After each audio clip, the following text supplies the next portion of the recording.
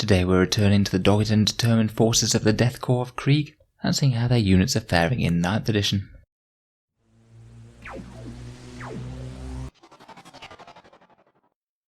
Hello and welcome back to Auspex Tactics, the strategy focused 40k channel, where we're all about getting the most out of our miniatures on the tabletop. Today we're looking at the unique Forge World Regiment for the Imperial Guard, the Death Korps of Krieg, and how the rules changes and points changes have propelled them into 9th edition. In the video we'll talk about a few of their general rules changes first, go through all of their units and how their points were adjusted, and then talk a little bit about the future.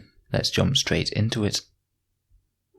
So I think it's no great secret that the Death Korps have been struggling a bit throughout 8th edition. The changes from the Imperial Armour books of 7th edition to the Index books of 8th didn't leave them in too bad a place once the rules were initially released, but they were rapidly outclassed once the Astra Militarum Codex came out. Some points cost adjustments were made in chapter approved, but in general they just haven't received all that much attention from Games Workshop throughout 8th. Barring a couple of powerful units, they tended just to be a little bit underwhelming for the points you paid for their abilities of the units on the table.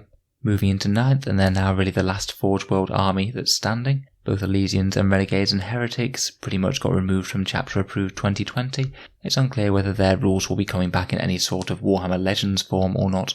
Considering how many units without models were axed in the change to 9th, the Death Korps did get off relatively lightly. The only unit without points costs in the new edition is the Death Rider Commissar, and the general consensus is that most things that without models that didn't get points costs are likely going to Warhammer Legends at some point.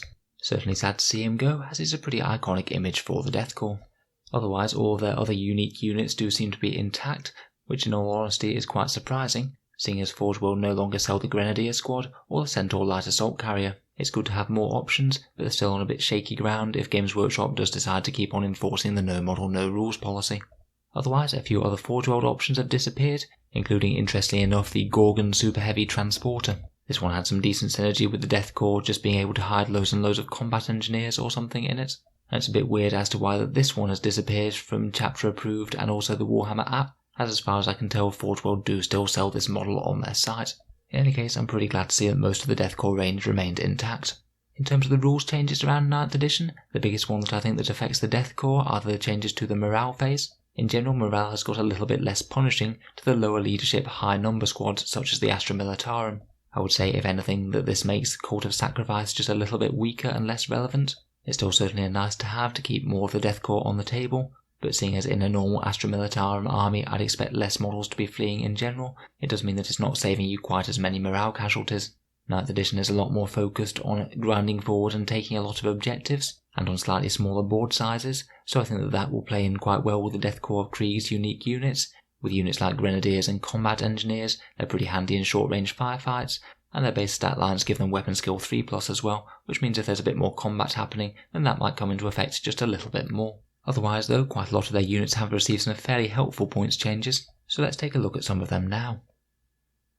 First up, let's take a look at the command and the troops. There's been a bit of rebalancing in the HQ section. For some reason the field officer is now only 5 points less than the marshal, so the marshal's pretty much an auto take over the field officer, just due to being able to do more orders. Unfortunately, Marshal Benner is still very expensive, probably not worth the 70 points compared with just having multiple marshals in my opinion. And the Death Rider commander's up a little bit as well, up to 47 points. The tank commander's in a little bit of a weird spot rules-wise. The rules from the still current Astra Militarum Index say that you can take the tank commander datasheets from Index 2 of the Imperium. They've updated that with wording for things like the Basilisks and various other Astra Militarum unit options, but weirdly they haven't for the tank commander yet. I think technically rules as written it might be on slightly shaky ground, but I think that the intent is certainly there for Death Korps to be able to field tank commanders. In any case, they are some of the most efficient point-for-point firepower in the Astra Militarum, particularly armed with demolisher cannons, and a nice simple tank commander with a demolisher cannon didn't really increase by all that much going into 9th. I'd say out of the Death Korps options, they're some of the best choices for blowing away vehicles. It's in the troops section where things start to get really quite interesting though.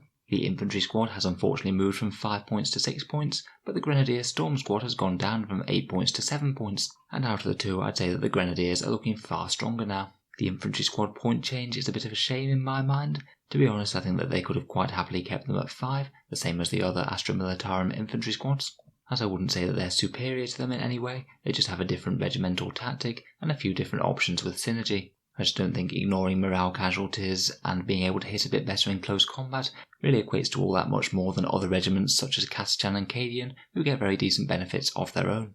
They are still the cheapest bodies in the Krieg army though, and their slightly longer range lasguns than the Grenadiers might make them better choices for holding home objectives. It synergizes quite well with the fact that you can make their lasguns pistol 2 weapons, which means that they're just as effective as normal lasguns with first rank, second rank fire, provided you're greater than 12 inches away. Let's talk about the new fairly hot looking Grenadiers though. These guys are essentially foot scions. They've got a 4+ save and weapon skill and ballistic skill 3+. They can be taken in small squads of 5 to 10, and they can pack multiple special weapons such as plasma guns and melter guns. They each get a hotshot lasgun, and they're all equipped with crack grenades as well, which means that you could potentially use the Grenadiers stratagem to get a whole bunch of those on the go. Now these guys are only 1 point more than the infantry squad. I think they're a very viable pick indeed. Despite being a more elite unit, they are going to be similarly tough now. The extra pip of save is going to outweigh the extra point invested against quite a lot of enemy firepower. Hotshot lasguns are pretty decent at stacking a few wounds on anything, whether it's an infantry unit or stacking a few 6s on an armoured target at decent AP. And now that special weapons such as melter guns have gone down in points cost, they could see a bit more of a new lease of life. Reasonably durable elite infantry with objectives secured are certainly helpful in 9th edition, and I think that these guys will see a lot more play now.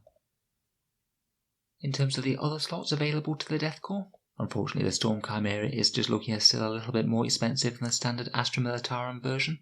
It was very overpriced before, and at least it has seen a small points cut going from 8th to 9th. It's certainly better than before though. Transports aren't too bad this edition, giving a squad a bit more staying power when trying to defend an objective. Centaur carriers could be another option for getting some Grenadiers up the field. Again, unfortunately a slight points bump, mainly due to the heavy stubbers going up to 5 points each, but still pretty decently durable point for point. Death Korps of Krieg's other scary close-range firepower unit are the Combat Engineers, who I would have argued were one of the main reasons to take Death Korps back in 8th edition. They're armed with their Krieg combat shotguns, which can be fired with carcass shot, which are assault 2 damage weapons that wound on a 2+ unless you're a vehicle, and are pretty much guaranteed to stack a whole bunch of saves on any enemy infantry or monster unit. Where everything else went up in points, these guys remained exactly the same, and again I'd say they're looking very nasty going into 9th. Due to the shotgun's short range, I think something like a Chimera or putting them in strategic reserve could be sensible, and I really could see Death Korps players running multiple units of these in most army lists. Commissars have been helpfully brought into line with their standard Astra Militarum cousins, which is good. Death Korps command squads remain the same cost at 7 points per model, but unfortunately the Quartermaster has received a fairly decent points bump, jumping up from 38 points to 55. He's the guy who can give you an aura of 6+ feel no pain type saves, and to be honest, despite the fairly hefty percentage points bump, I still think he could be pretty decent in a Death Korps battle line. He just needs to save a few more bodies than he did before. The breaching drill and its attached veterans have stayed fairly similar. The breaching drill itself is the same cost, but the veterans have gone up by 1 point, so basically if you liked what they did before, then you like what they do now. Now melter guns have gone down in points cost, I could see them toting them into battle a bit more, and just giving your opponent another threat to think about that could pop up anywhere. Another very nice points cut for the Death Korps has been to their Death Riders, one of their most signature units, and one of the units that draws a lot of people to collect Krieg in the first place. These disturbing taloned horses have dropped to 15 points from 17, and I think they're pretty decent winners going into 9th edition, seeing as it's a lot more about scrapping for objectives in the centre of the table, which I think will equate to them having more charges, or at least scaring the opponent off important objectives. I think that these could see play either in small units of 5, to better avoid coherency issues and blast weapons, but I don't think there'd be anything wrong with fielding big units of up to 10 of them, and maybe outflanking them alongside a command squad to hope for a charge from the rear. From the heavy support section, the Death Korps heavy weapons team has gone up a couple of points per model. They're now 7 points per, and of course you have to pay for the heavy weapon itself. There has been a bit of a reshuffle with those heavy weapons, such as missile launchers and heavy bolters having increased a fair bit, but heavy flamers having dropped for infantry, meaning that the team is cheaper overall. Probably the biggest losers out of the heavy weapon teams were the twin heavy stubber ones, which I quite liked the idea of as a very cheap fire support team that didn't really matter too much if it achieved anything. Unfortunately, with the heavy stubber increases, they've got significantly more expensive.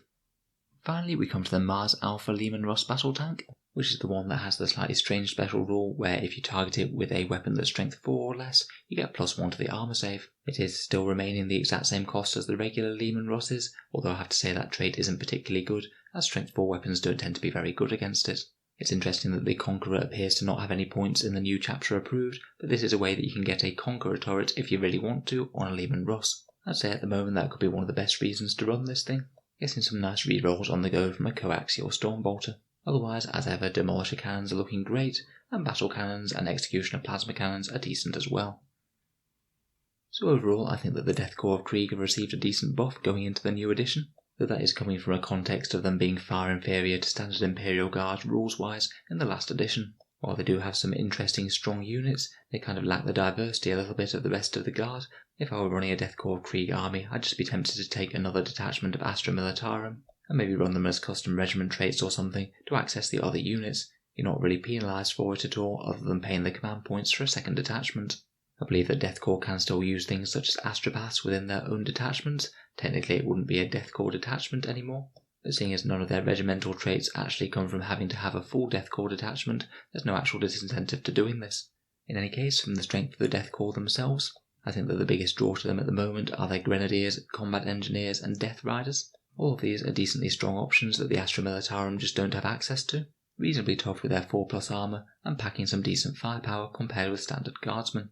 I think these units excel at pushing forward and fighting over objectives, with the fact that they need to get up close and personal not quite as big a deal in 9th edition compared with 8th. In general, I find that there's more situations where that's happening over the course of the game naturally, due to your opponent needing to come to you. I could see some Combat Engineers or Grenadiers jumping out of Storm Chimeras being a reasonable strategy as well, and maybe throw in a few Demolisher tank commanders to deal with some anti-armour duties. I think it wouldn't be out of the question to use them as a small allied detachment as well, maybe having a more standard guard army supplemented by some Grenadiers or Combat Engineers, maybe jumping out of transports or out of strategic reserve. I'll certainly be interested in seeing what happens when Games Workshop does get round to updating the Forge World datasheets. They have said that they're due an update sometime early in 9th edition. I'm hoping that Death Korps might receive some proper attention, things like stratagems, warlord traits, and relics. I think it's not out of the possibility, though Games Workshop having their track record, who really knows. Just let me know what you think of the Death Korps of Krieg in 9th. Are you looking forward to using Combat Engineers and Death Riders on the field? And are there any options or combos that I've looked over or underrated slightly? Please let me know down in the comments below. If you've enjoyed the video, then feel free to subscribe to Auspex Tactics for more Imperial Guard and other 40k tactics content coming out pretty much every day. And if you've been watching a fair few of my videos recently, I'd just like to mention that the channel has a Patreon page which you can use to help support future content if you'd like to. I try and throw in a fair few benefits for Patreons, such as being able to see certain videos early each week, fairly regular polls to see what sort of videos I make next on the channel, and also automatic entry into the Auspex Tactics channel prize draw where we give away some very big kits each month. If any of that sounds good, or you'd just like to help support the channel, then the link is down in the video description below. In any case, a massive thank you for listening, and I'll hope to see you guys next time.